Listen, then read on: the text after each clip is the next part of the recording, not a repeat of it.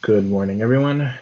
We're going to go ahead and wait another minute or so for some more Assembly members to join us before we get started.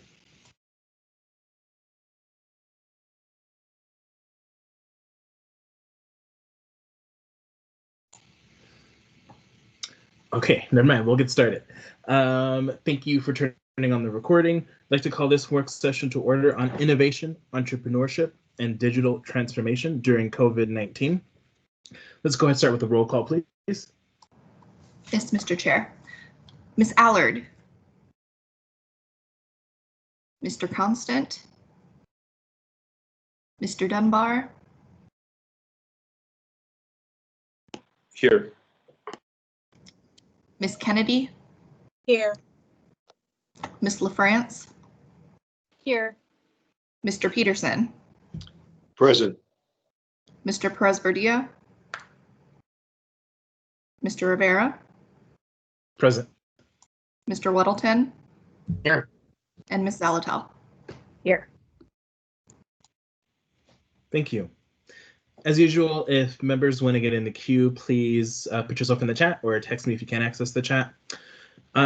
So just to provide a little bit of introduction before I turn it over to our presenter, as most Assembly members will remember, we have received a variety of emails and testimony from Kai Holland for the last several months. Mr. Weddleton and Ms. LaFrance brought forward an idea that I believe originated from conversations they had from Mr. Holland, but I think we turned it down at the time, but expressed interest in learning more and exploring the topic more. So that's what we are here to do today, and I'm looking forward to our time. We have until 1:10, so a little bit longer than our normal work sessions for this one. With that, I'll go ahead and turn it over to Mr. Holland. Great. Thank you for the introduction, for the time that we have on your work session agenda today. Again, I'm Hezekiah, or Kai Holland, as many of you know me. I appreciate this invitation from the acting chair to participate in this session and to connect me also with Chris Schutte, who's also going to be part of this session. I've invited a number of additional individuals and their programs to participate in this, so we'll be covering the perspective with others in addition to my own thoughts on this.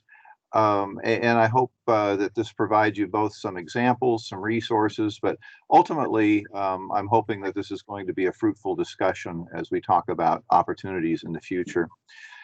As the acting chair indicated, this builds on discussions that started back actually in March in the community, when we began looking at questions of how and when do we begin exploring opportunities for stabilizing and rebuilding our economy, and where it's possible to create a stronger and more resilient community in the future. So if there's a later wave or new pandemic, that we have the tools and resiliency to not just see our economy and community become hurt as we've seen this year, but be able to actually recover faster and become stronger.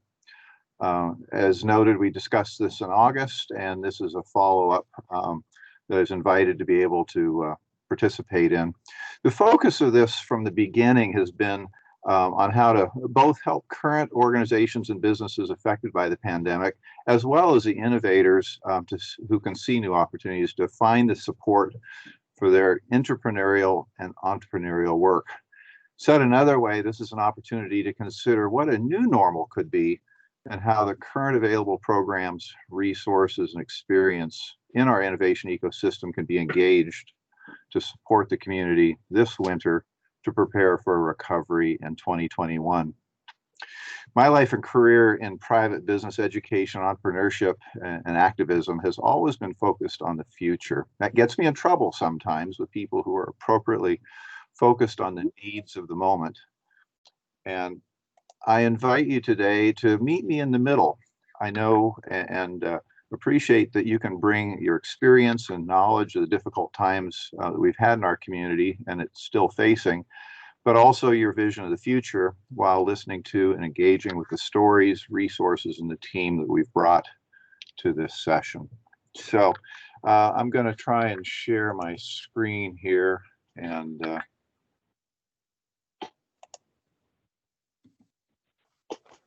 see if I can get this PowerPoint up and going. Can you tell me if I've pushed the right button and you've got the slide up? Yep, we can see the slide. Wonderful. Thank you for that. So the outline of the session that we've put together is designed to cover this time we have with really a focus on getting to a discussion. Hopefully the material we have will not take more than a half or 2/3 of the time, and the rest of it can be an open discussion about some of the ideas we've discussed and the opportunities that you see.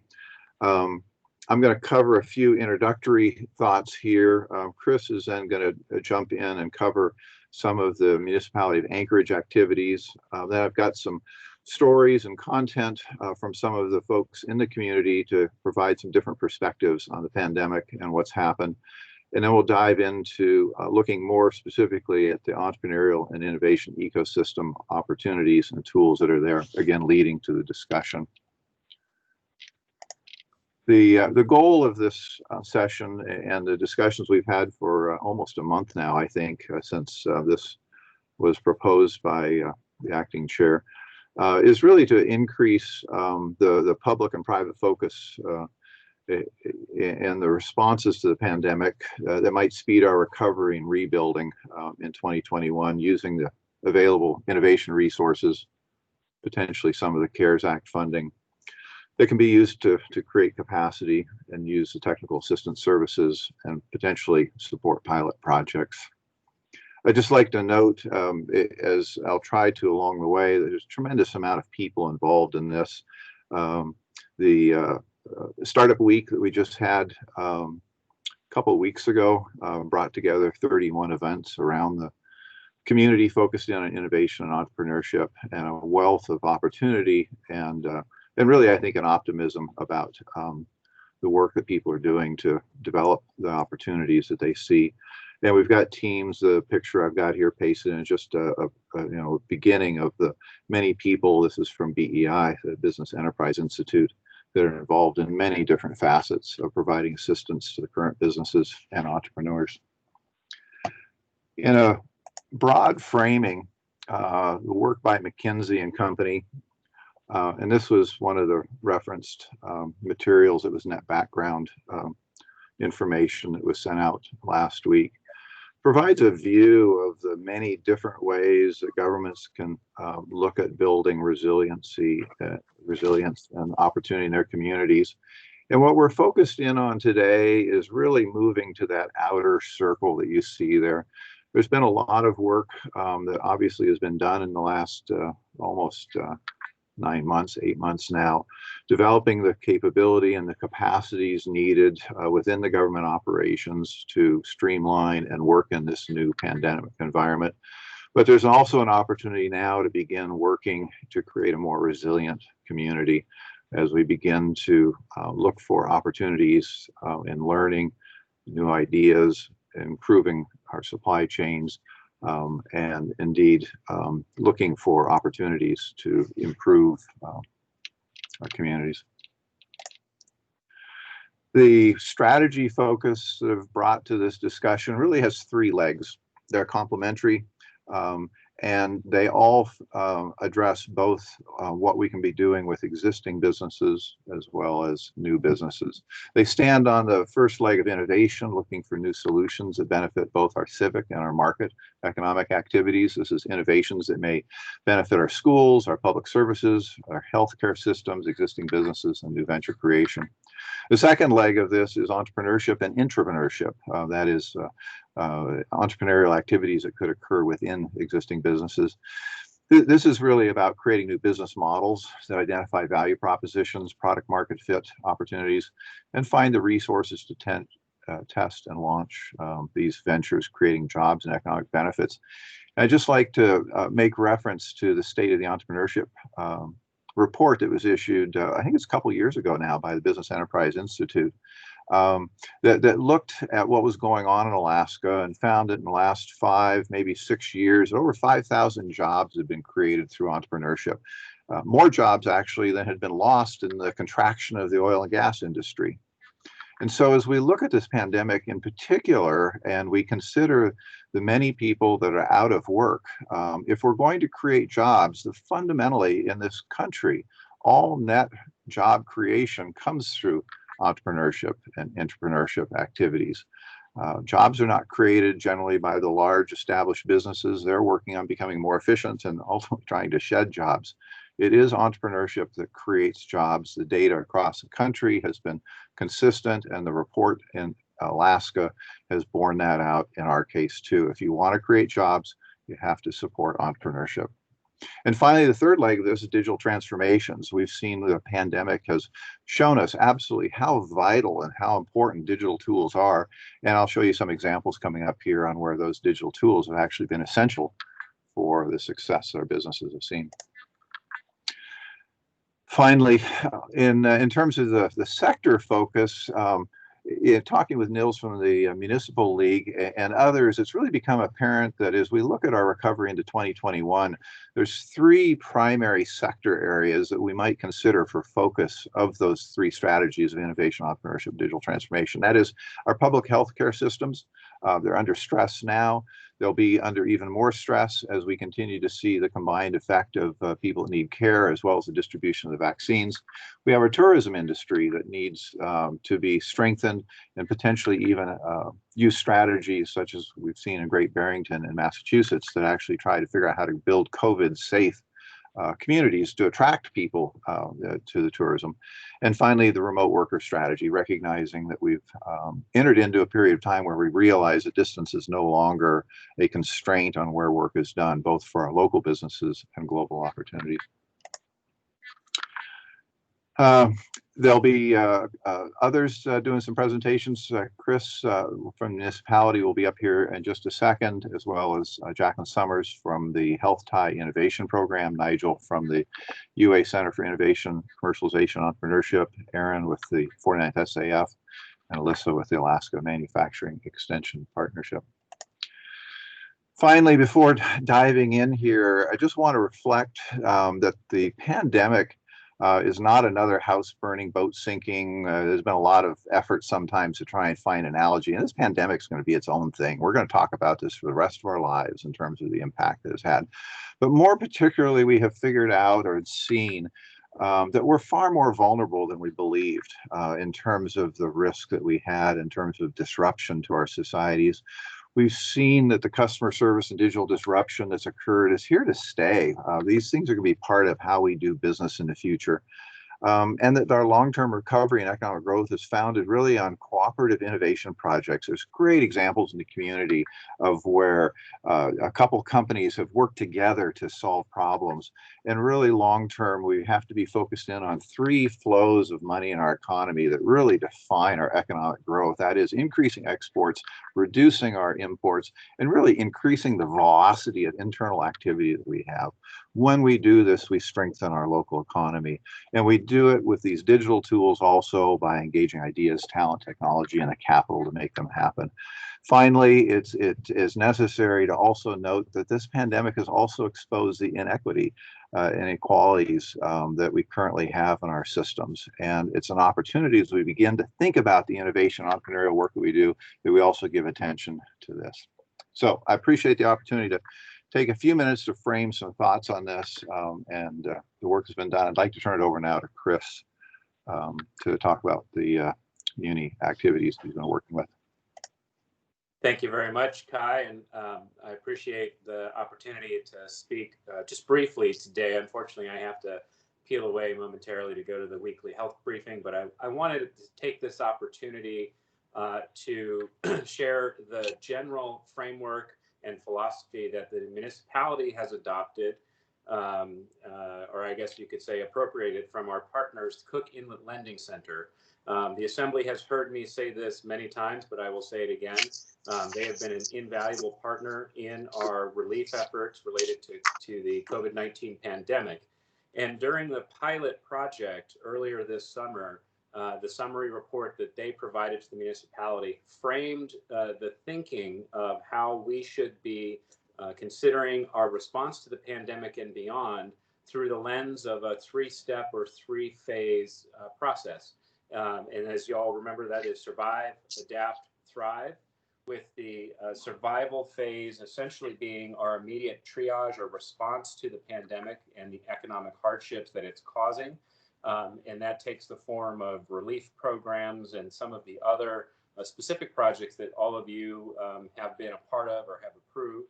But then as we transition out of the triage phase and begin to look at what the world looks like in 2021 and beyond, post-pandemic, we have to begin asking ourselves how we as a community and as an economy can begin to adapt.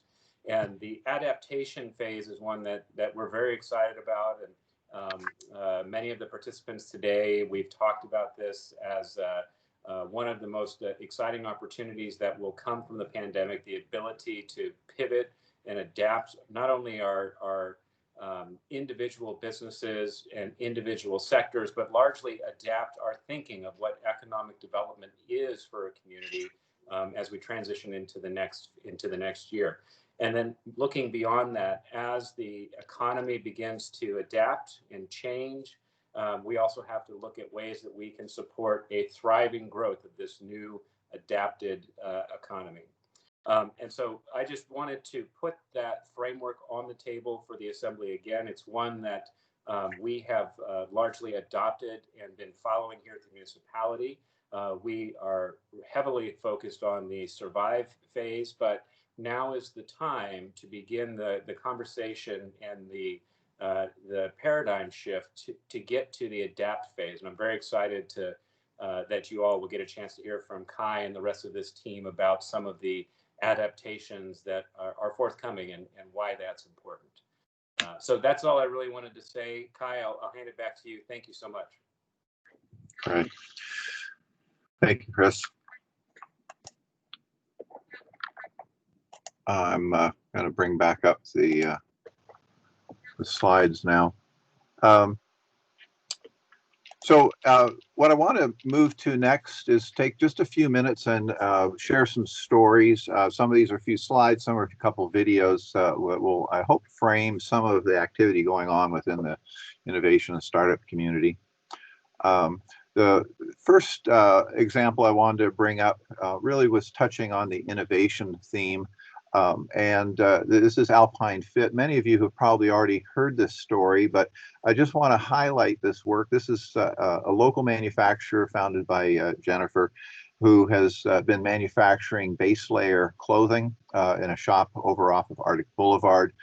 She's a local manufacturer that brings expertise in sewing and has been building a team to build outdoor adventure clothing in there. And, you know, when I asked her about this meeting, she really, was able to reflect upon, how when this began, the pandemic began, that she took her resources and the community need that was expressed for PPE and immediately pivoted to making face masks, and not just simply making any old masks. She went out and did the hard research to figure out what was the right way to make masks. How did you choose the different cloths that you used? How did you shape them? And as somebody skilled in clothing design and the manufacturing processes, was able to develop a line of masks that secured a significant amount of business for her through this area. And she's used that to survive. She's used that as a way to give back to the community. She's used that as a way to create jobs during the pandemic. And to continue keeping her shop busy. Indeed, she's even been expanding, having to bring in new equipment, and is now pivoting back to her core business, and is busier than in terms of orders than she can accomplish. When I saw her a couple of days ago, she was saying she got more orders now than she can fulfill. She's had to even turn down some opportunities from some of her dealers to be able to provide more product that they now want at this point. But also she shared the story of how she's working with some businesses that have turned the pandemic into an opportunity to change their business model. She was referencing Forest Tides and Treasures, located down in Seward, Alaska, that has introduced a new virtual store shopping opportunity. So you can call up the store with FaceTime and they will walk you around the store virtually to be able to look at her products and others and pick it up, show it to you, put it into a shopping cart, and then send it to you when it's done. So an innovative, a flexible, a pivoting mindset has allowed her to both find an opportunity in this and meet that opportunity, as well as then pivot into stabilizing her business, and indeed coming to this point in the year where she's doing better than she was before. Next up, I'd like to share this video from Piper Foster Wilder. She's a founder of 60 Hertz.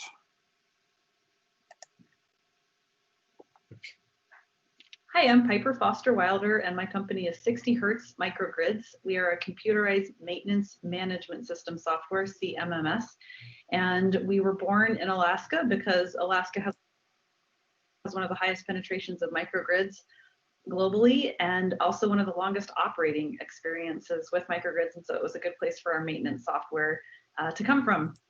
I wanted to just share, I think that Anchorage has a lot of unaccounted for momentum when it comes to startups and technology,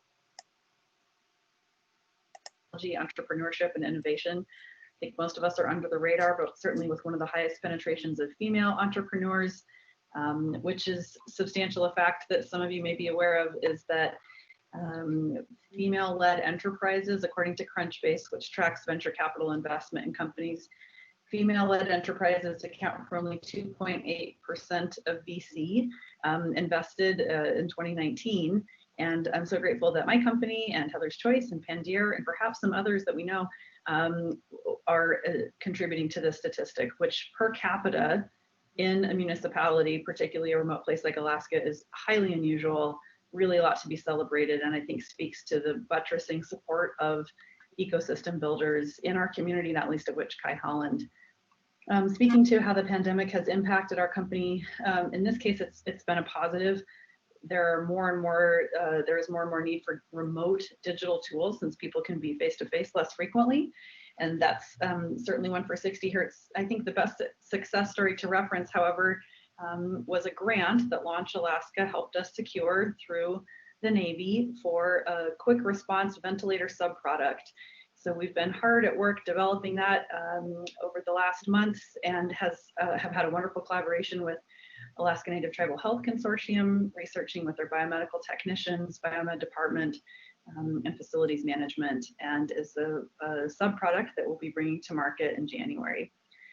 So really, really huge proponent of all that's happening in our state and particularly in our municipality to support entrepreneurship and innovation, and proud to be a part of that. Thanks.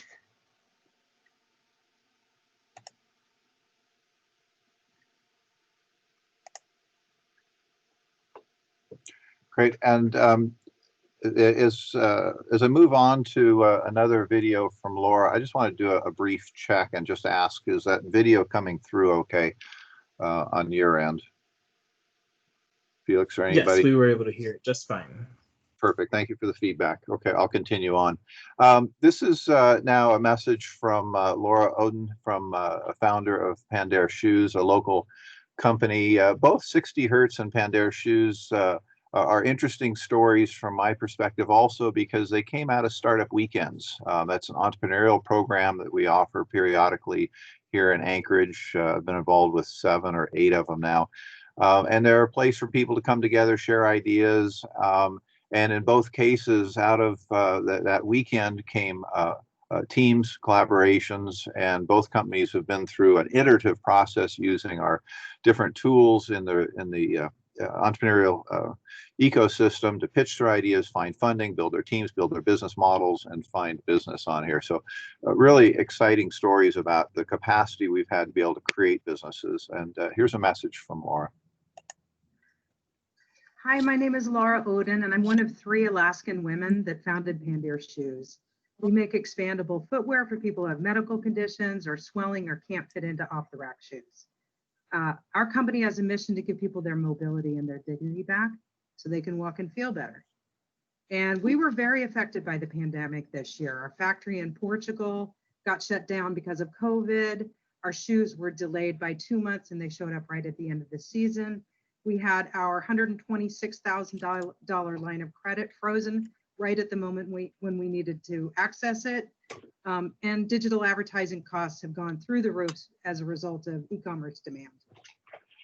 Adding to this weight, we're a startup and ad spend is very high in the early years because you have to acquire a customer. Your cost to acquire a customer is, customer base when people don't even know who you are. So your cost to acquire a customer is much higher. Founders of startups are always the last to get paid. Now, we've only been able to run 7 payrolls this year. Of those 7 payrolls, 4 of them were supported by PPP. And we only got about 1/3 of what we had expected from PPP because we didn't pay ourselves a lot in 2019, and that's how PPP is calculated. On the positive side, we've had some pivots this year. It's had some great pivots this year to get us by. We shifted our R&D cycles so that we can ship by boat instead of air. We lowered our prices across the board in the hopes of steadying our sales, and that worked. And we have really focused on cultivating user-generated content, which is photos and stories that are from customers. So we really want to support efforts, any efforts that you are working on to direct resources or relief or support to local startups. It's a really challenging time to be a startup right now. Thank you.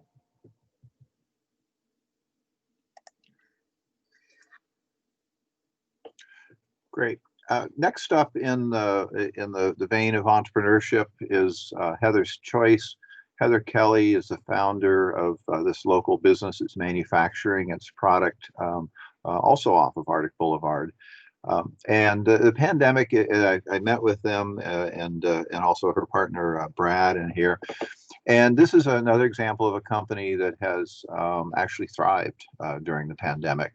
They've had tremendous challenges doing that with workers and restructuring their operations there, but they're actually bringing in raw material and have a kitchen and production area for the cooking and dehydration of their food and packaging over off of Arctic.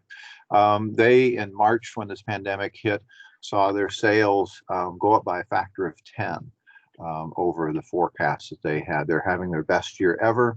They're still rushing to try and meet all of the demand that they have had as people have looked for outdoor food and alternatives for backup food options here.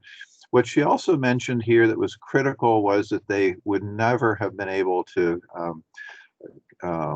see this opportunity in the pandemic if it hadn't have been for 2 things. One was that they had invested the time in developing their digital sales platforms, and that included also the work that they did to get into the Amazon partnership program in there. But it was because of those digital tools, both for marketing, order management, order fulfillment, that as those sales skyrocketed, they had the capability to be able to support those sales. They also noted that it was absolutely essential that they had developed their Anchorage-based manufacturing. They've been under a lot of pressure from many folks that have told them that they've got to go move out of Alaska to be able to manufacture, and yet they have made the decision to be here in Anchorage to grow the manufacturing. And in this case, they benefited from it because they had direct control over their manufacturing capability. And while they struggled at times to be able to get some of the raw material in, they had the control over the actual use of the resources to be able to produce their product and to be able to fulfill their orders that they wouldn't have had otherwise. And Heather, from this experience, continues to be even more committed to the value of being able to grow her production facility here in Anchorage as a result of what she's learned from this. In the other area of digital transformations that I mentioned a little bit about with Heather's Choice, I also wanted to note the work being done by Toast of the Town. Carrie and her business, some of you may have been involved or used their services in the past. They had developed a business that excelled at place-based event management, really a premier organization if you wanted to organize and host a really high quality event here in town. And of course, when the pandemic began, all of their place-based events immediately started canceling. Some postponed, hoping that things would come back in the fall, but obviously it didn't. But in the face of all of that, they, back in March and April, immediately began exploring what did this challenge mean in terms of opportunity. They pivoted, and now they have become an expert in high-impact virtual events. They have been able to take organizations that would have previously had a place-based event, and they're getting the same kind of results, or in some cases even more engagement now, because of the tools that they're doing. And they have found that the quality of the tools are advancing to the point where these events really are truly exciting and engaging. And they remain excited about doing even more virtual events in the future and developing opportunities to blend virtual and place-based events, creating an even more dynamic future for their business than they had before. So I hope those stories were kind of an interesting backdrop to some of the activities that have been going on. I know you're all intensely affected and bombarded by the businesses that are struggling at this point in time.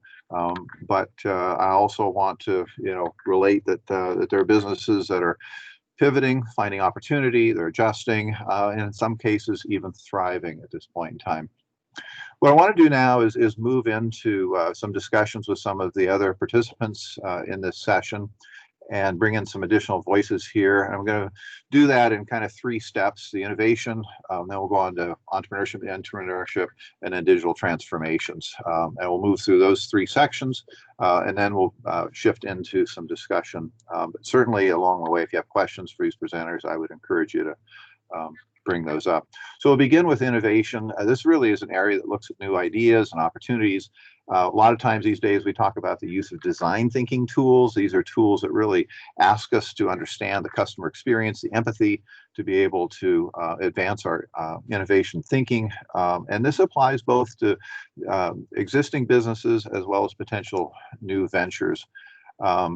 At the beginning of the pandemic, we obviously saw a lot of innovative activity going on in regards to the PPE response, both being able to come up with new products, as I explained regarding ALPINE Fit and the work that they did to come up with new PPE. But we also saw other companies here in town adjusting to producing swabs, to producing face masks, and going through the ideation, testing, and production process there.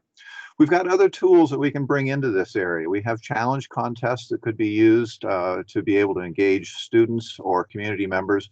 We've had a number of years of successful sprint type of activities or design dashes where we've brought to the community and innovative folks that have that mindset challenges. And we've said, here's a challenge, what could we do about that? And we've facilitated the process of people being able to work on potential solutions.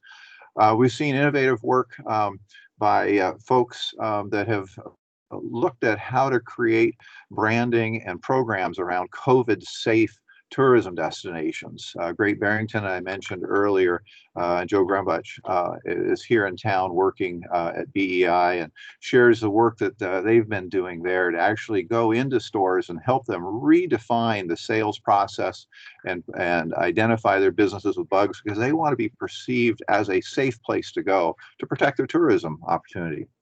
We also have some innovation organizations here that are really exciting opportunities. Health Tie that's looking at health tech, and Jacqueline will be up here in a second to share a little bit about what she's doing.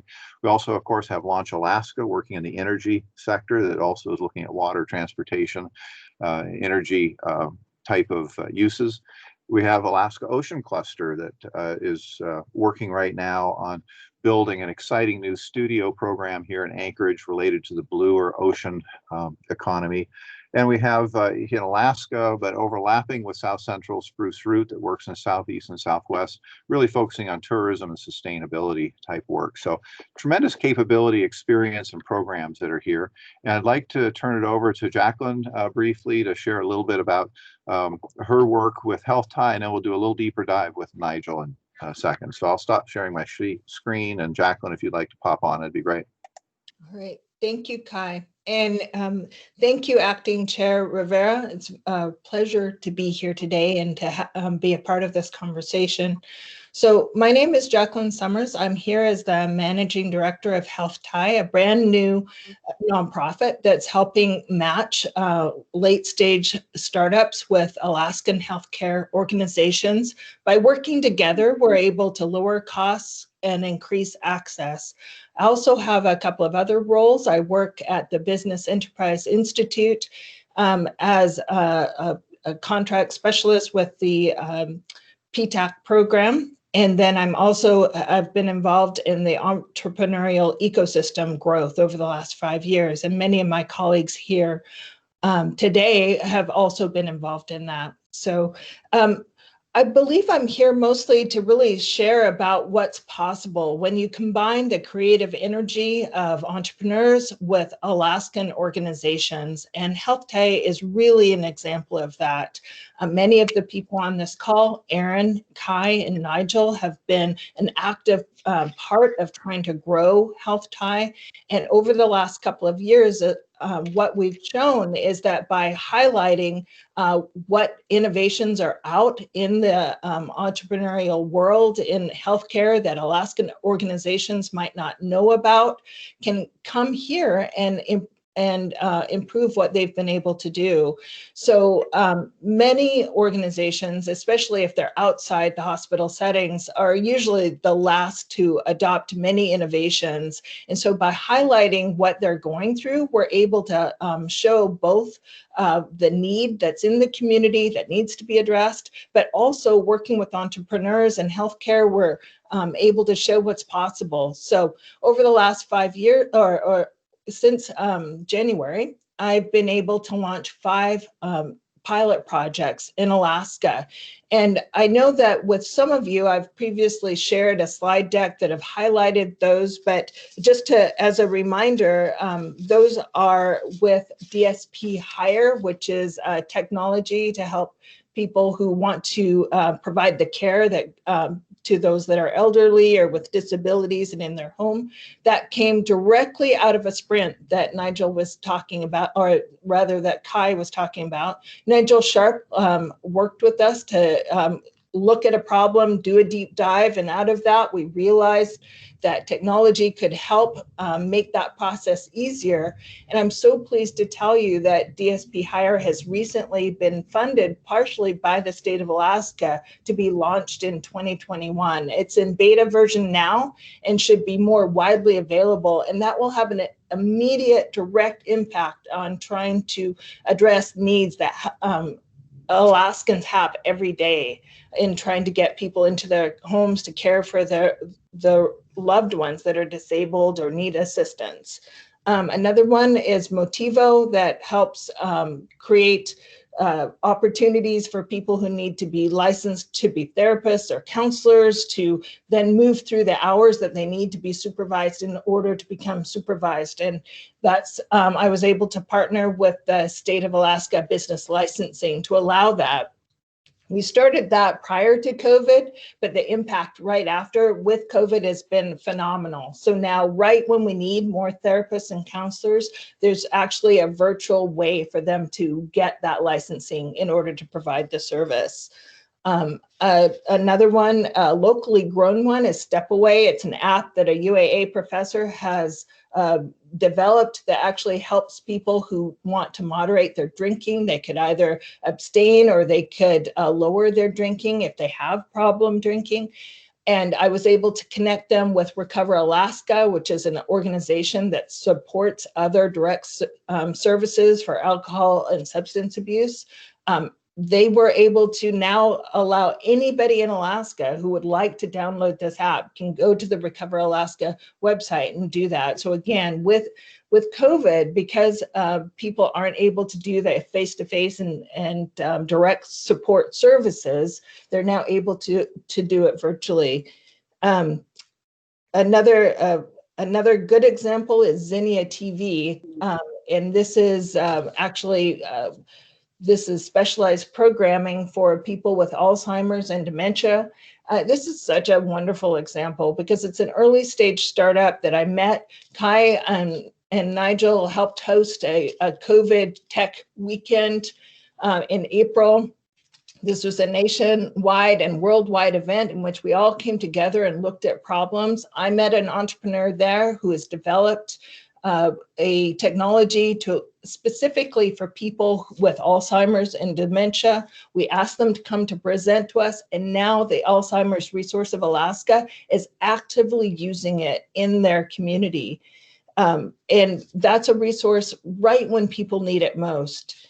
And lastly, the last pilot project that I've been able to create is actually going to be focused on Matsu. It's called Cloud9. It's a virtual app for people with high-end use of like emergency rooms and first responders.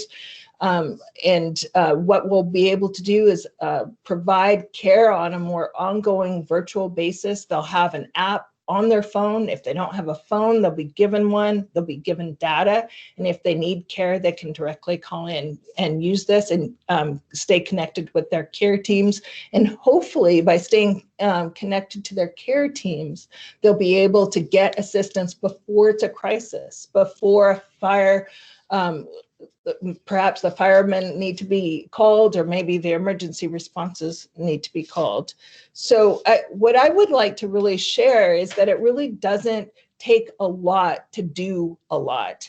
So if I can connect the right two organizations, the startup and the organization that needs assistance, and we can come together and we talk about our shared capabilities and our desire to improve these services, it doesn't take much to make it happen. For example, with Zinnia TV, they presented in September. By October, Alaskan organizations had access to those services. So there's a lot of potential with entrepreneurs. They have a lot of creative energy. They have a way of looking at problems that are different.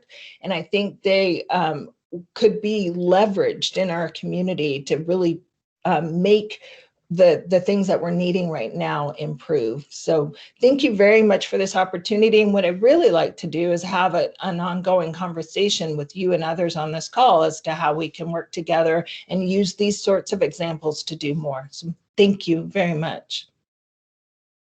Great, thanks, Jacqueline. And now, actually, really briefly before you go on, I just want to note for the record that we've been joined by Miss Allard. Thank you. Great, and welcome. And then Nigel, if you'd like to join us now. Yeah, can you hear me okay, Kai? Yes, go ahead, thank you. Great. Well, hello everyone. Really pleased to be here. My name is Nigel. I originally am from the UK, and I'm very proud to call Anchorage, Alaska home. I don't envy the job of a lot of people that are on this call. I recognize some of the names. I read about you guys in the news, and I can say that I wholly appreciate the difficulty that you guys are going through, and I also appreciate the work that you're all doing to explore this. And I love the construct of the idea of survive, adapt, thrive as a model. And I'm very fortunate in the role that I have out of the University of Alaska to support our startup and innovation ecosystem. So currently I am the Startups and Innovation Manager at the university, working under the Center for Innovation, Commercialization, Entrepreneurship. And we have a statewide mandate to support innovation and entrepreneurship across the state. And I'll be honest with you guys, probably 9-10 months ago, just before the COVID pandemic, my job was becoming a bit secular and repetitive. It was the same sort of few teams, same few folks I was working with. And then suddenly everything blew up, and I've had non-stop calls, engagement with new ideas.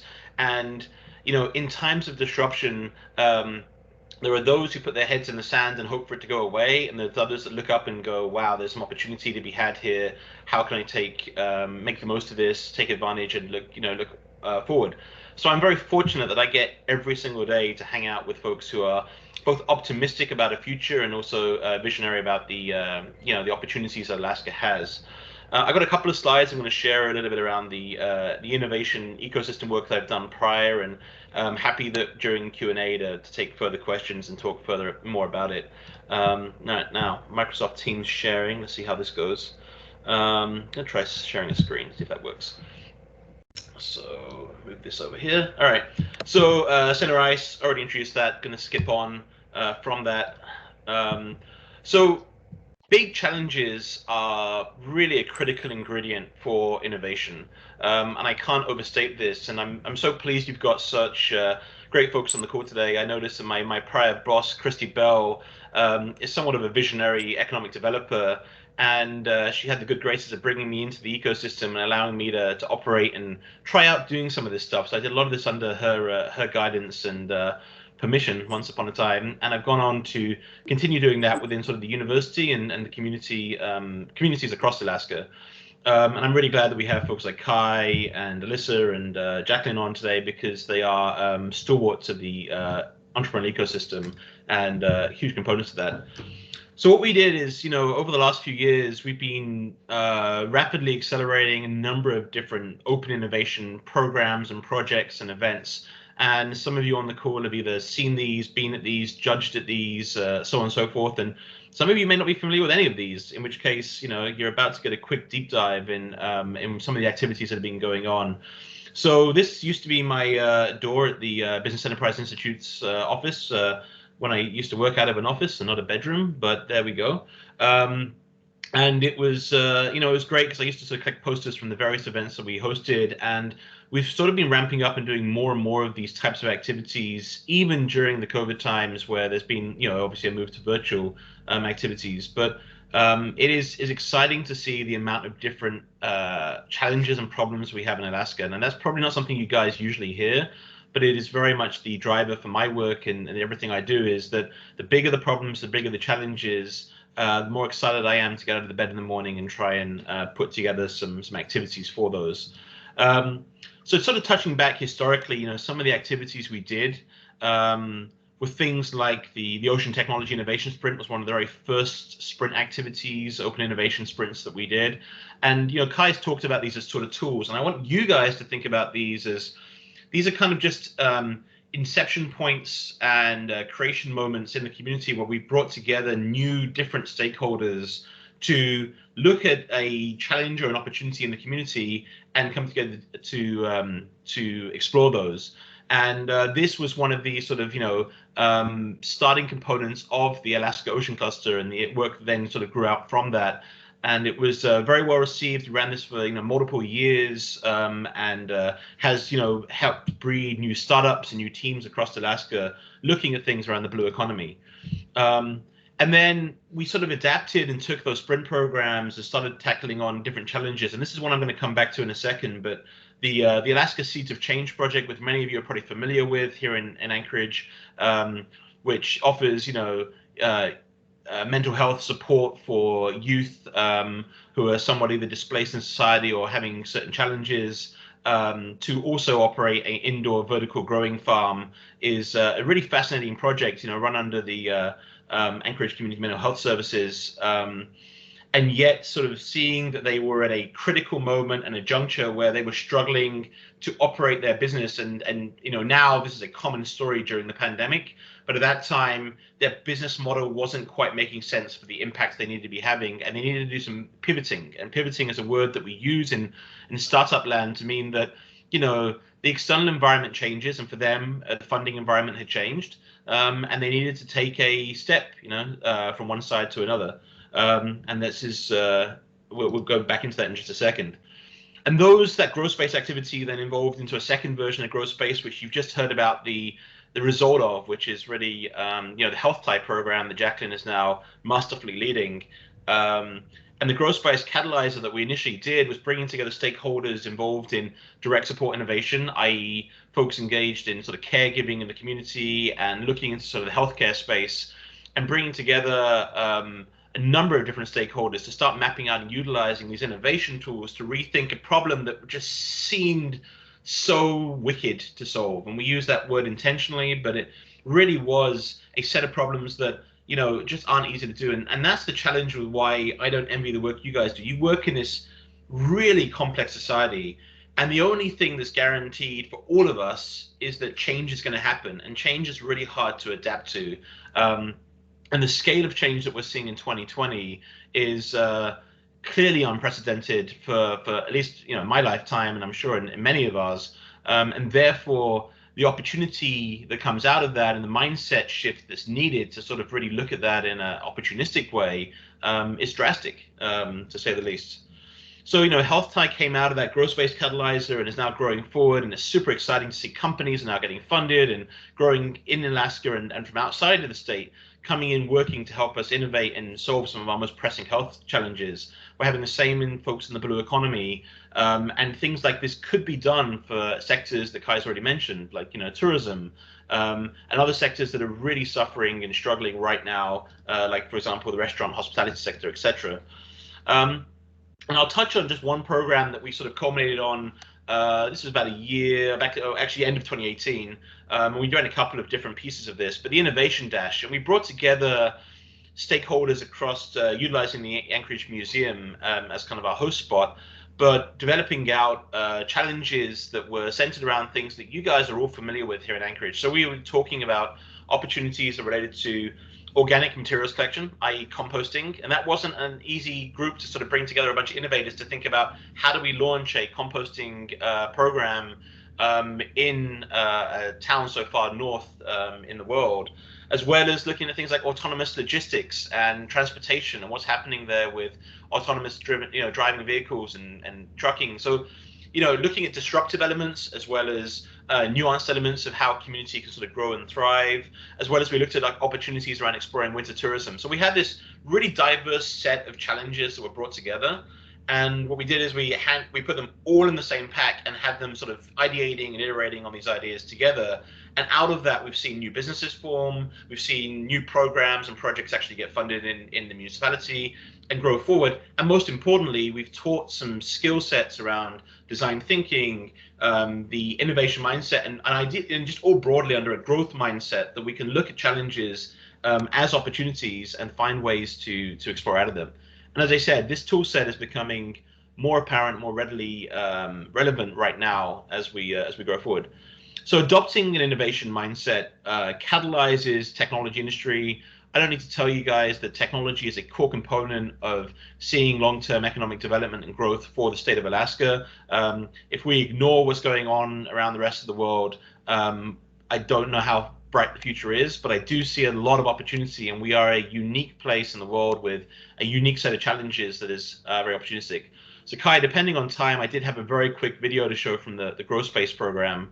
And I really wanted to touch back that everything that we work on and utilizing these skills and these connections we've made across the community has been doing exactly that second phase. It's not the survival stuff that I work on. I work on the adaptability and fundamentally teach adaptability and resiliency, because that's what entrepreneurship and innovation thinking is. It's just adapting and finding opportunity within that change. And Alaska is primed, and historically, individuals have always sort of had that mindset and made their homesteads in Alaska and been able to build it because they've had that individual mindset. But taking those tools and working as a team and working as groups and bringing together multiple stakeholders from different sides really allows us to adapt to change much more readily, and also allows us to maximize on the opportunities that exist within that. And I think that leads into building a thriving and growing economy. And I've been fortunate again to be acquainted with a number of the folks hosting this call, and folks like Christy Bell, who have those visionary outlooks on what economic development looks like for the long-term resiliency of Alaska and Anchorage. So I wanted to just quickly touch and see if I can throw up a video of the growth space. I'm not going to go and inundate you guys with videos, but this is a 1-minute quick clip of some of the work we did there. And the reason why it's relevant, and I picked this one out of all of these different innovation programs, is because this was a struggling organization that was in a quasi non-profit social business kind of status, didn't quite know where it was going, really struggling with trying to figure that out. And with just a few $1,000s, a bit of time, and a number of volunteers in the community coming together, we're able to turn the ship around, maintain these programs for residents of Anchorage, supporting the youth through troubled times. And these troubled times aren't going away anytime soon. So projects like this and finding ways to pivot and adjust to those needs has never been more relevant and prevalent. So let's see if this will play for you guys. One great example of a project here in Alaska.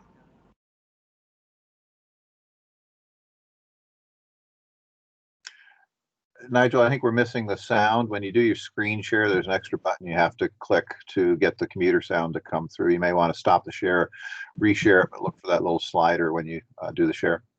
Thank you, sir. That's good to know. Do you know what the little button looks like? Go ahead and start the share and you'll see the window options, but right above the little tiles for the window options, you'll see a little slider button. Oh, okay.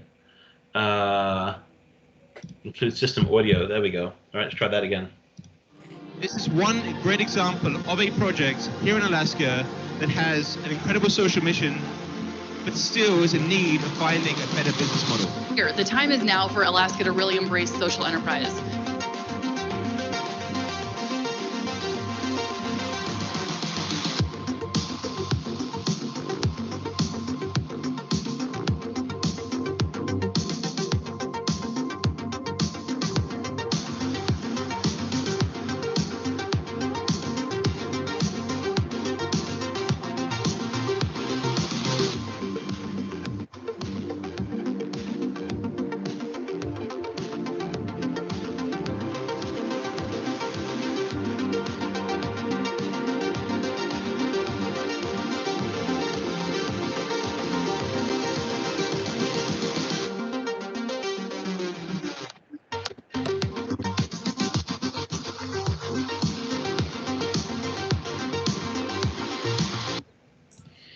Yeah, thank you, Kai, for letting me play that one. And I think that, you know, there's a number of other videos that I'd be more than happy to link to in the chat for folks who are interested in some of these programs. But I think the important piece here is just that all of these programs have been, you know, just a few hours long, you know, bringing people together for a couple of days. It's very rapid innovation, you know, pieces and tools that we can apply to helping businesses both pivot and adjust, as well as seeing new opportunities sort of form around the pressing challenges of the time. And it sounds like there's certain industries and certain opportunities that you guys are aware of in Anchorage right now that need this sort of support. And with very limited amounts of time, resources, and funding, these things are achievable to get off the ground and quickly adapt and apply. And the successes have already been sort of proven out over the last few years. And I'm very excited about what it means for the future of Anchorage. So handing it back to you, Kai, and thanks for this opportunity today. Great. Thanks, Nigel and Jacqueline. I've got two more people lined up here, but I want to pause for a second in case any of you have any quick questions for Jacqueline or Nigel before we go on. Not seeing anything in the chat right now. Perfect. Thank you.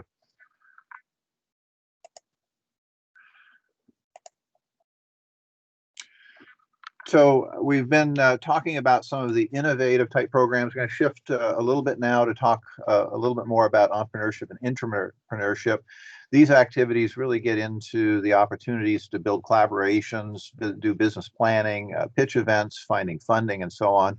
And I think it's noteworthy to realize that the Alaska entrepreneurial ecosystem has really been quite successful in its achievements. We've got Pandere shoes that you heard from earlier that won the national first place in the Kauffman Foundation 1 in a Million program.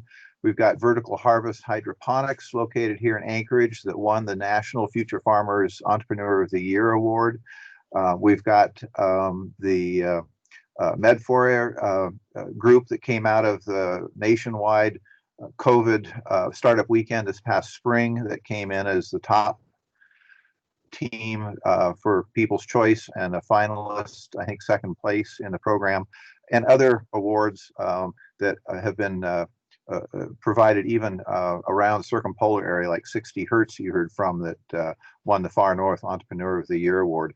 Point being that we are creating nationally significant, indeed world-class startup organizations here in Anchorage and in Alaska and the work that we're doing. A lot of program opportunities available in this area. Co-Starters is a rebuild program that helps existing businesses work collaboratively together to look for pivots and to rebuild their programs during the pandemic. The startup weekends have been successful, as we've mentioned before. UAA, APU classes, there are students to startup programs, the Upstart Alpha program that is an accelerator being run by the Business Enterprise Institute, the Fast Track program offered by the Small Business Development Center, and of course the programs being offered by folks like Jacqueline and the Health Tie program, Launch Alaska and their tech deployment program, as well as the just now starting Alaska Angel Conference that provides, this will be the third year for potentially north of $100,000 in investment for a startup organization. To dive a little deeper into some of the programs and examples here, I'd like to invite now Erin with the 49th SAF to join us. Hi, Kai. Hi, everyone. Thank you, Kai. I'm going to share my screen as well. And I'm going to be very cognizant of the time, acknowledging that one person is going after me, and we'd like to give ample time for discussion. So where we fit in, 49 State Angel Fund, into all of this, I will get to. But to start, our mission statement, as some of you are pretty well aware, is to provide an evergreen source of capital to high growth businesses to promote entrepreneurship, foster innovation, creating jobs and economic benefit for Anchorage. 2 is to strengthen Alaska's risk capital and entrepreneurial ecosystem. And 3, to assist early stage and disadvantaged businesses. So really, I know we have a work session with the Assembly just about every year, and ours is immediately following this, so we can go back over any of this. But pretty quickly, we were founded in 2012 via anonymous vote of the Anchorage Assembly. We were originally funded by the U.S. Treasury State Small Business Credit Initiative, so SSBCI. It was originally a $13.2 million grant, which was essentially $12.7 million of investment capital available for Anchorage. And the way our business model works is we match our public dollars, our federal funds, with private capital. We have a fund of fund model. So our third-party fund managers generally make decisions in terms of which business they're going to invest in. They make the investments by calling down our capital and matching it with their funds. When we see returns on those investments or returns of the principal, we plug that back into our evergreen fund, where we continue to pay for our operations and make additional investments. We operate on a 4-pillar, we have a 4-pillar model for our operations. One pillar, of course, is the investing our original corpus, the SSBCI dollars. The other is investing and managing our evergreen dollars. We ensure that we work really closely with the Chief Fiscal Officer, which is Alex Livka, and we work out of his office to ensure that we manage those returns responsibly. 3 and 4 are ecosystem support and development. So we support programming, education, whether that's by administering new programs or sponsoring events as they come up. We'll get into this more later, but we've co-chaired the statewide startup week the last 2 years running, as well as starting the Alaska Angel Conference. And then third is our strategic initiatives. These were put together during a strategy session with our advisory committee. So one is missing on here, but we did an ecosystem analysis, and then now we are focused on inclusive entrepreneurship and founder development. These are our key performance indicators. So our goal is, of course, to provide capital, create measurable economic benefit for Anchorage and Alaska, create jobs, obviously, diversify not just our portfolio and the types of investments we make, but also diversify the investors who get investments, or the companies who receive investments. And then, of course, returns. We always want to see a return on our investments. They are not grants from those SSBCI dollars. We operate on a stakeholder model. I think we would all agree. So it's really fun to see a lot of the pictures that have been shown in videos, et cetera. I see myself in some of them. I am a beneficiary of the innovation or the design dash. So I completed that program that Nigel put together. So we are definitely interconnected, and we like to see ourselves as operating in the risk capital sector. But it all benefits everybody specifically, and most importantly, entrepreneurs. And then this is just a snapshot, maybe 50% of our ecosystem and the support network that's included. I mean, we have Umoja, which is the co-working space in Mountain View that's not on here yet, but that opened this year. This continues to grow every year, with or without a pandemic going on. So there's going to be more added into the entrepreneurship development side of things. Most notably, Upstart Alpha isn't on here, which is a pre-accelerator, and I hope you hear about that as well. So we just, we see ourselves, and we are a function of the municipality. We see ourselves as contributing in a lot of different ways so that we can eventually and continue to make stronger investments in the long term. And I will turn it over. Great. Thanks, Erin. Are there any quick questions for Erin before we move into the last section on digital transformation? Don't see any questions in the queue right now. Perfect. Thank you. Thank you, Erin.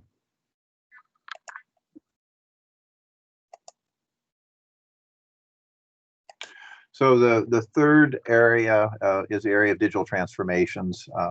And this area, like the others, is also another area that is applicable both to new business opportunities, but also for pivoting or augmenting existing business models, and indeed, leaning into the new digital ecosystem that we have found so essential to what has continued working during this pandemic.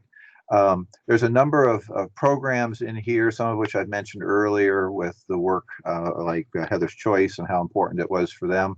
The Alaska Manufacturing Extension Partnership has been providing support in e-commerce and attention to this area, as well as there are other programs going on that relate to this gig worker, remote worker, freelance worker programs, where AEDC and Chamber of Commerce and also 49th SAF have programs related to digital skills and workforce opportunities to take advantage of digital opportunities. So to talk a little bit more about both manufacturing and the Extension Partnership Program, and maybe a little bit about e-commerce, I'd like Alyssa now to join us. Thank you, Kai. I appreciate that introduction. And through the chair, my name is Alyssa Rodriguez. I'm the director of the Alaska Manufacturing Extension Partnership. We're a service of the Business Enterprise Institute. And I'm going to go ahead and share my screen really quickly. In just a moment. So I think you should be able to see this now. At the beginning of the pandemic, when it first started, we really focused very heavily on PPE and making sure that people had PPE, that those who were able to produce PPE could and had the tools that they needed. So Kai mentioned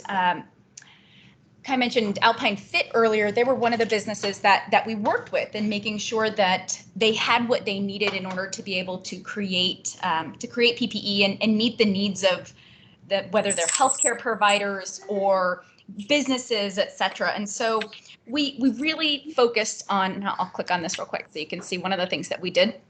But we focused on how would people pivot? So when businesses were not able to operate, how did they then go ahead and become PPE manufacturers when they used to produce, outdoor gear? As Kai mentioned, a lot of the folks that we worked with were cut and sew manufacturers, but not all of them. Some of them, previously had produced any number of things. One of them was a restaurant that switched and began making face shields and masks and all sorts of, and hand sanitizer. A lot of distilleries that we worked with, switched and made hand sanitizer.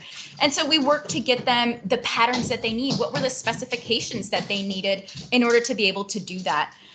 We also worked as a matchmaker, and so that's what I'm sharing on my screen here. This is work that we still do, but it's drastically declined. But businesses and healthcare organizations could come in and tell us what was the PPE that they needed. When did they need it by? How much of it did they need? And then we would put that out to all of our manufacturers who were making different types of PPE and see who could take on that job. And so we were able to effectively get PPE to businesses and healthcare organizations all around the state. We were also able to connect people to the state's emergency operations center and their RFP process. It took the state quite a while to put out an RFP for PPE. But once they did that, we made sure that everyone in the state that we were in contact with who is manufacturing PPE knew that it was there and had contact, and we put out the contact information for the state to really try and facilitate those connections. We worked a lot with our partner organization or sister organization at BEI, the Procurement and Technical Assistance Center, to help people navigate the state purchasing process and those sorts of things. So another thing that we did related to PPE was help to get a statewide waiver of liability passed. So it was passed kind of in the 11th hour by the state legislature, and it gave a waiver to both the producers of PPE in state who hadn't done this before, and especially at the time we weren't sure. There was a lot of unknowns, I should say, about the virus. And for healthcare organizations to be able to use that PPE, they needed some sort of waiver. They didn't want to be liable for giving out this locally produced PPE, even in the face of not being able to purchase their regular PPE to their employees, and then end up in a situation where their employees still contracted the virus and they were liable. So we helped to pass that waiver of liability that protected manufacturers and the users of PPE. So as other sources of PPE became available, and we saw this need decrease, we pivoted to what you see on your screen now, this manufacturing your online market. So we created a workshop to help manufacturers pivot from doing almost all, if not all, of their business in person, brick and mortar, especially if they're business to business, and help them to build an e-commerce site and figure out how to actually connect with their consumers online. It's not just as easy as getting a Shopify account, getting a Woo account, and putting something up there online and hoping people will find you. And so this is what we've been largely doing now related to the pandemic, and making sure that people are able to transition to this new digital world that we live in and be effective in it, because most of our manufacturers, they got into business because they love the product, or they have a passion for helping people, as we saw with so many people responding to the need for PPE. They didn't get into it because they have a passion for e-commerce and they really want to have this wonderful online presence, but that is the need. And so we've switched gears to try to effectively connect our manufacturers with their customers, whether they be business to business or direct to consumer. And so with that, I will turn it back to Kai unless there are any questions.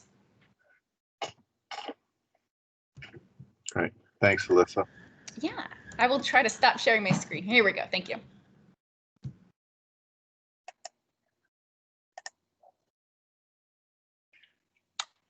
So at this point, I'd like to shift the gears. We've really given you all a fire hose, potentially, of information through this material and the other speakers. I appreciate everyone who's been able to join and share what they've been working on.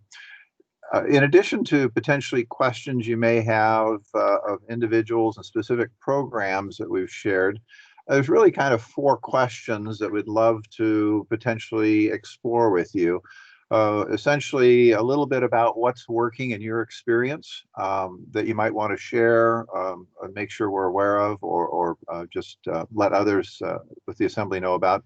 Second is how do we build some opportunity from the capability, the assets, resources, and experience we have.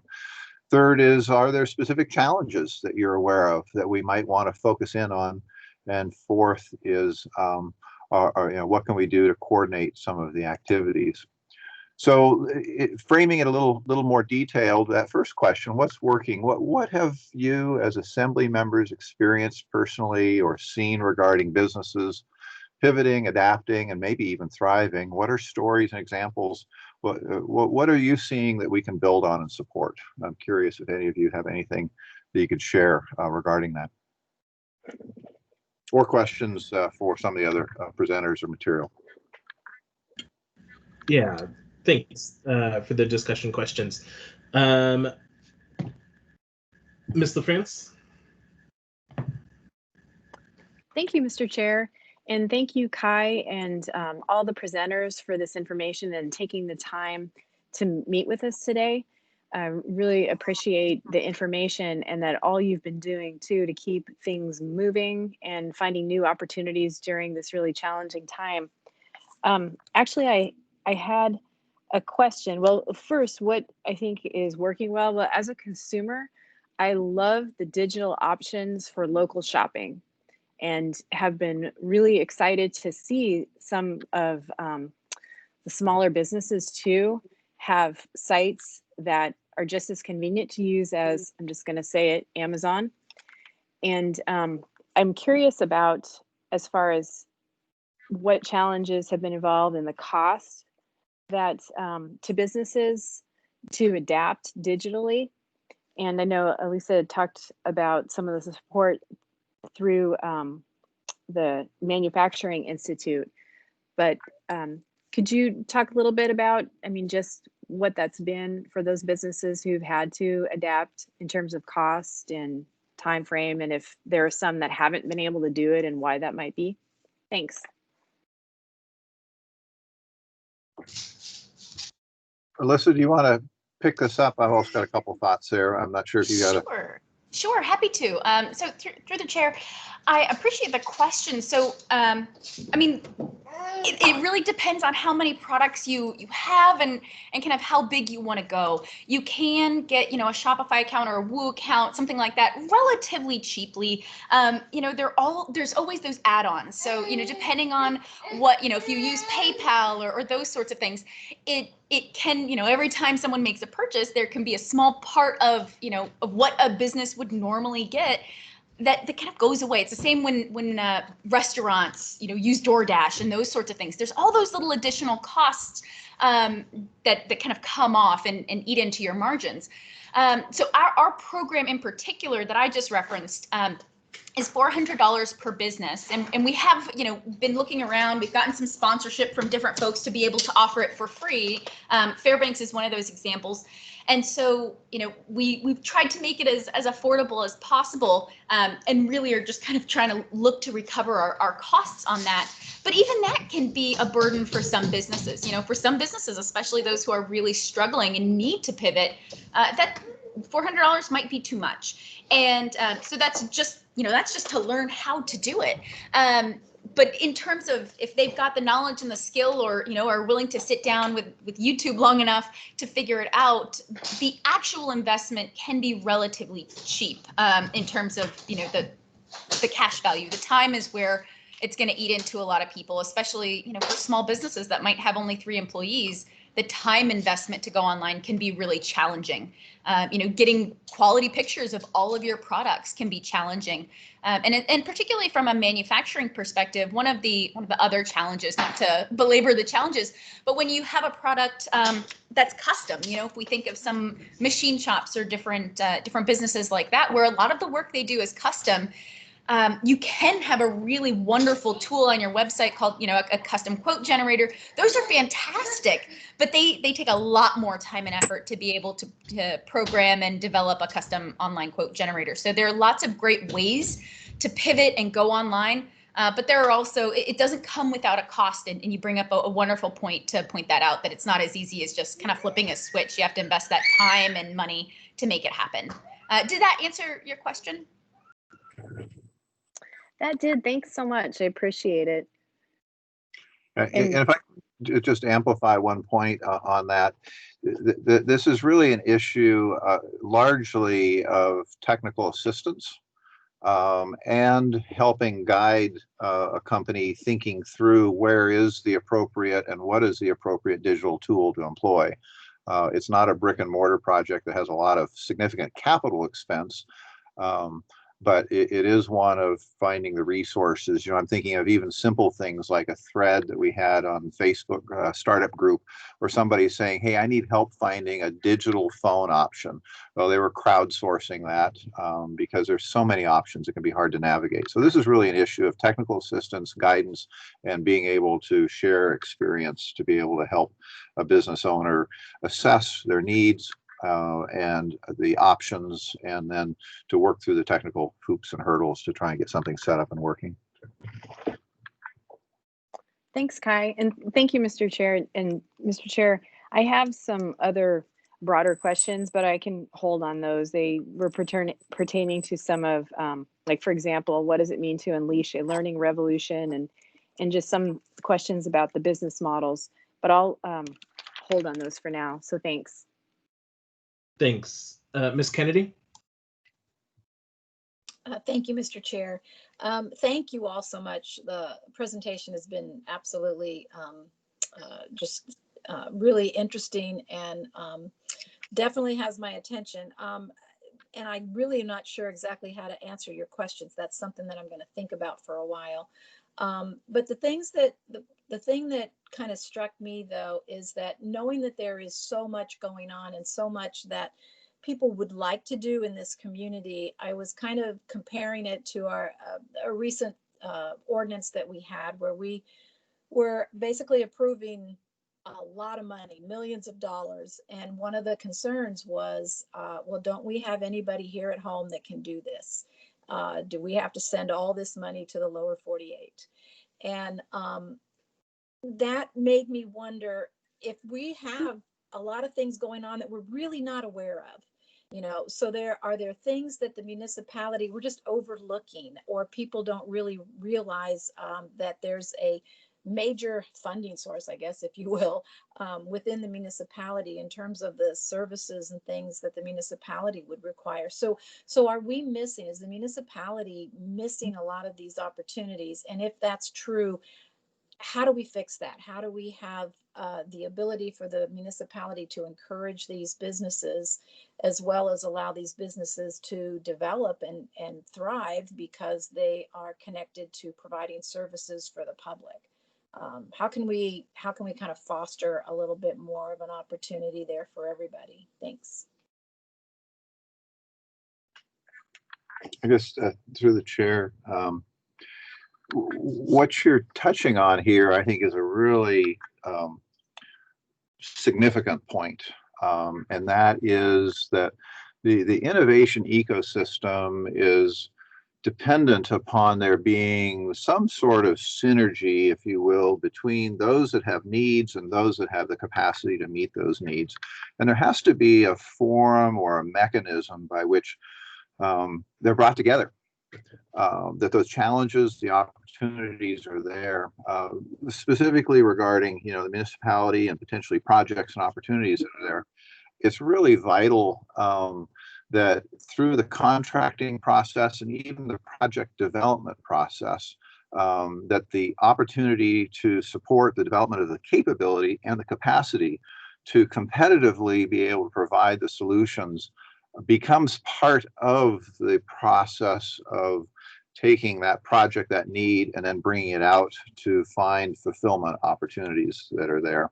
Typically, we shortchange that process. Typically, the project comes out, it comes out so quickly that the bidding requirement really focuses in on criteria of experience, longevity, and it goes so fast that the entrepreneurial opportunity is missed. And I think there's both at the city and the state level an opportunity to begin thinking about this innovation ecosystem, the entrepreneurial capability, and to think about how it becomes an integrated part of the supply chain, if you will, of meeting needs.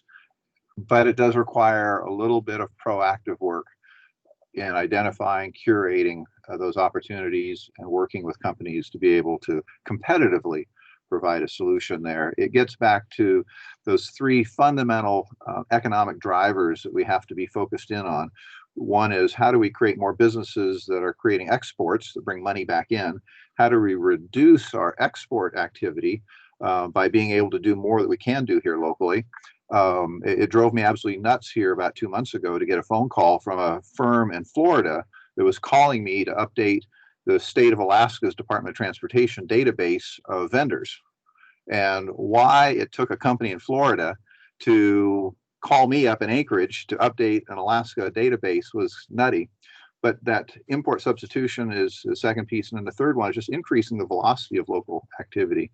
So I don't know if that's completely answered your question. I hope it's maybe touched on something for you to think about. And I don't know if Nigel or others would like to throw in some additional thoughts on that. But I think it's a really vital, important issue you're bringing up in terms of connecting challenges and opportunities into the innovation ecosystem. Through the chair, Chairman Rivera, if I could speak as well. Yeah, go ahead. Okay, and and I appreciate the question, Assemblywoman Kennedy. We will answer this in detail during the 49th State Angel Fund presentation. Just a couple of the ways that we are directly answering this through the municipality. One of which is we are administering 2 programs with the expertise it is a firm based out of Wisconsin, but they focus on specifically rural Wisconsin, Michigan, and Wyoming and Utah. So they have experience in the sort of rural, slightly urban economic development. But we're creating 2 jobs in Anchorage to run these 2 programs. Additionally, we are partnered with National League of Cities and Kauffman Foundation in measuring we're building analytics to measure our current procurement practices to understand how we recruit and retain contractors. As you are all probably very well aware, we spend over $200 million in our contracting services. So we want to understand how and why people get those contracts. And once we have the data available to us, we plan on implementing various measures based on our national cohort that we've joined and best practices to ensure that we are more equitable in our procurement practices. I mean, those are just 2 of the programs, but we are working very closely with our entire community, including Center for Economic Development, Kai, and everyone on this call to make sure that we are integrating. And we'll speak more to this later on as well. Great, thanks, Erin. Great, thank you. Thank you both. Oh, and maybe Nigel has something. Thanks.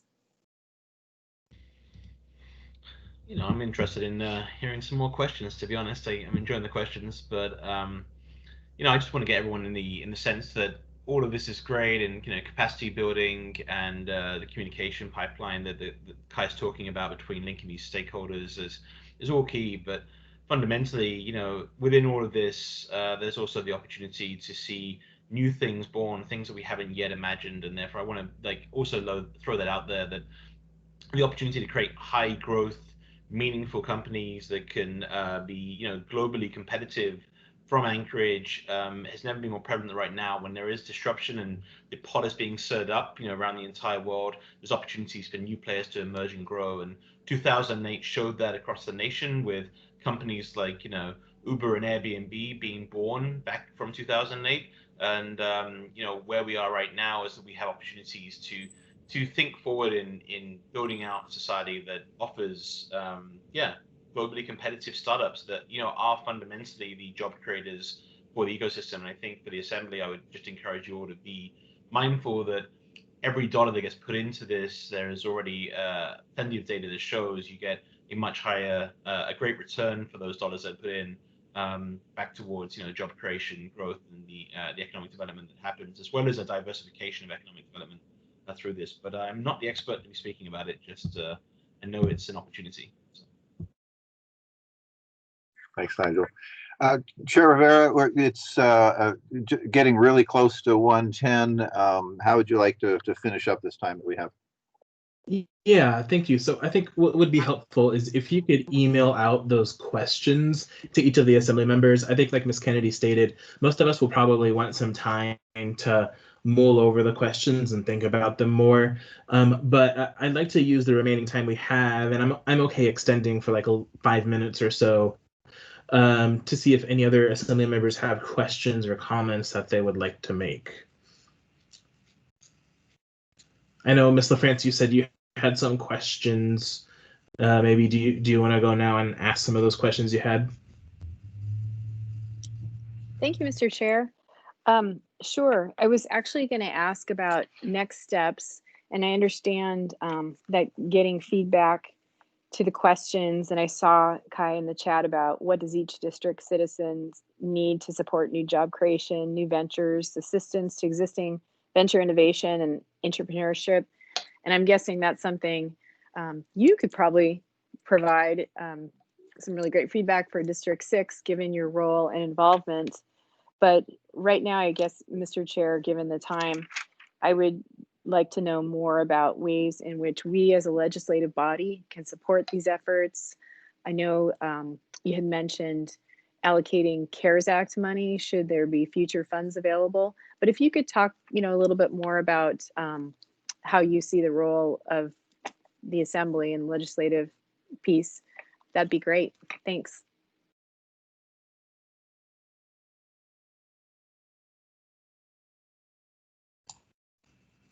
Mr. France, I assume that was a question to Kai and not to me. Oh, yes. Sorry. Thanks. Sorry about that. I didn't make it clear. Thanks. Oh, Ben, thanks. Through the chair. I was sitting there debating whether or not that was for me or not, or for the group. I think it's a really broad question. The opportunity to me is at two levels. One, I think there's policy opportunities for the Assembly to look at, whether it's going back to the earlier discussion a few minutes ago about policy related to purchasing programs and the assessment work that Aaron has referred to will be going on through SAF. I think that policy direction is really significant. I think there's also, policy issues related to taxes and business licensing. For example, we have a tax here in Anchorage on manufacturing or business inventory. And it keeps some businesses that I'm working with out of Anchorage, staying out in Palmer so that they don't have to pay the Anchorage property tax. So there's a policy level we could be looking at for areas like that, as well as shipping is another area. And then there's, the funding area, the Assembly's role to be able to allocate funding, whether it's CARES Act money specifically or other funds that might be available for this activity to be able to fund this. The reality is the programs and the players that are involved in this ecosystem right now are absolutely tapped out. As I went around preparing for this over the last few weeks, what I found is significant capability, experience, and resources, but it is all at this point really busy because we've used the same resources to be able to manage the deployment of an incredible $156 million worth of programs. So folks that might be doing more work supporting businesses directly in terms of innovation entrepreneurship are doing what needs to happen, which is supporting them with immediate relief opportunities, but it means that they're taking applications, processing them, dealing with awards, dealing with questions, and the opportunity for the Assembly to help not only with policy, but also uncovering maybe some funding opportunities to increase the capacity so that we can both do the work that has to happen to support existing businesses that are distressed and individuals who are in trouble, but also to fund some of the capacity to do more of this work that we're talking about, because the people that could be doing more of these projects that we highlighted today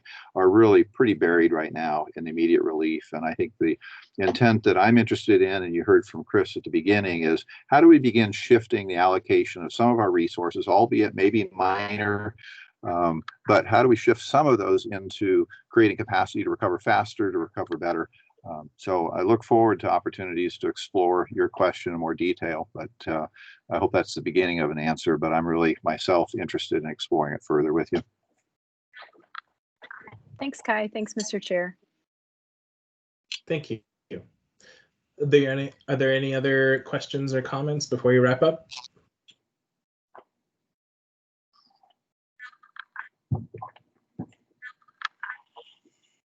I just want to thank you, Chair, for the work you've done, the coordination on this to bring this opportunity forward. Thank you.